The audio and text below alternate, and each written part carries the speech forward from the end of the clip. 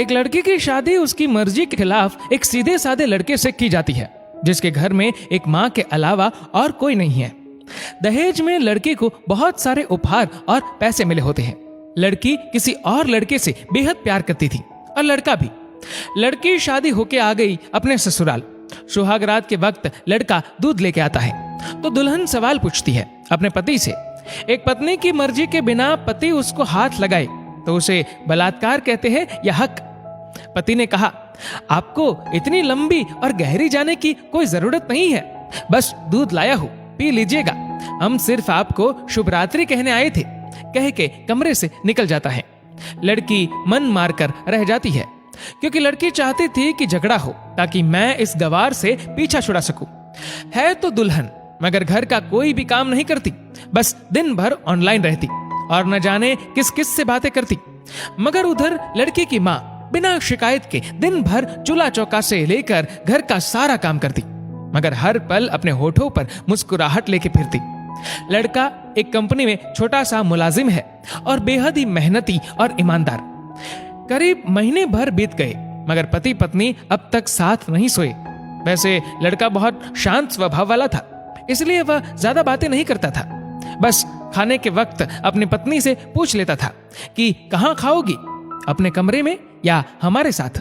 और सोने से पहले डायरी लिखने की आदत थी जो वह हर रात को लिखता था। ऐसे लड़के के पास एक स्कूटी था।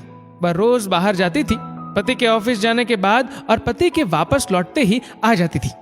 छुट्टी का दिन था, लड़का भी घर पे ही था, तो लड़की ने अच्छे भले खाने को भी गंदा कह के माँ को अपशब्द बोल के खाना फेंक देती है।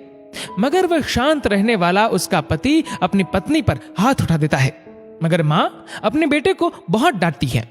इधर लड़की को बहाना चाहिए था झगड़े का जो उसे मिल गया था। वह पैर पटकती हुई स्कूटी लेके निकल पड़ती है। लड़की जो रोज घर से बाहर जाती थी वह अपने प्यार से मिलने जाती थी। लड़की भले टूट कर चाहती थी लड़के को, मगर उसे पता था कि हर लड़की की एक हद होती है जिसे इज्जत कहते हैं, वह उसको बचाए रखी थी। इधर लड़की अपने प्यार के पास पहुंचकर कहती है, अब तो एक पल भी उस घर में नहीं रहना है मुझे।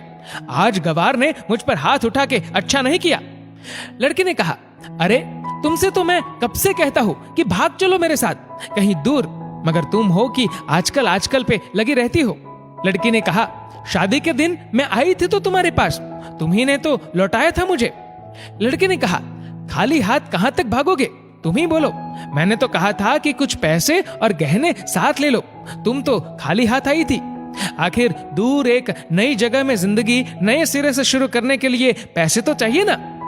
लड़की ने कहा, तुम्हारे और मेरे प्यार के बारे में जानकर मेरे घर वालों ने बैंक के पासबुक, एटीएम और मेरे गहने तक रख लिए थे, तो मैं क्या लाती अपने साथ। हम दोनों मेहनत करके कमा भी तो सकते थे। लड़के ने कहा, चलाकर इंसान पहले सोचता है और फिर काम करता है। खाली हाथ भागते तो ये इश्क का भूत 2 दिन में उतर जाता, समझी। और जब भी तुम्हें छूना चाहता हूं, बहुत नखरे हैं तुम्हारे, बस कहती हो शादी के बाद। लड़की ने कहा, हाँ शादी के बाद ही अच्छा होता है ये सब, और सब तुम्हारा तो है। मैं आज भी एक कुंवारी लड़की हूं, शादी करके भी आज तक उस गवार के साथ सो न सकी क्योंकि तुम्हें ही अपना पति मान चुकी हूं। बस तुम्हारे नाम के सिंदूर लगानी बाकी है, बस वह लगा दो, सब कुछ तुम अपनी मर्जी से करना। लड़के ने कहा, ठीक है मैं तैयार हूं, मगर इस बार कुछ पैसे जरूर साथ लेके आना। मत सोचना हम दौलत से प्यार करते हैं, हम सिर्फ तुमसे प्यार करते हैं, बस कुछ छोटी मोटी बिजनेस के लिए पैसे चाहिए। लड़की ने कहा, उस गवार के पास कहां होगा पैसा, मेरे बाप से 3 लाख रुपया ऊपर से मारुति कार ली है, बस कुछ गहने हैं वह लेके आओगे आज। लड़का लड़की को होटल का पता देकर चला जाता है। लड़की घर आके फिर से लड़ाई करती है, मगर अफसोस वह अकेली चिल्लाती रहती है, उससे लड़ने वाला कोई नहीं था। रात 8 बजे लड़के का मैसेज आता है व्हाट्सएप पे कि कब आ रही हो।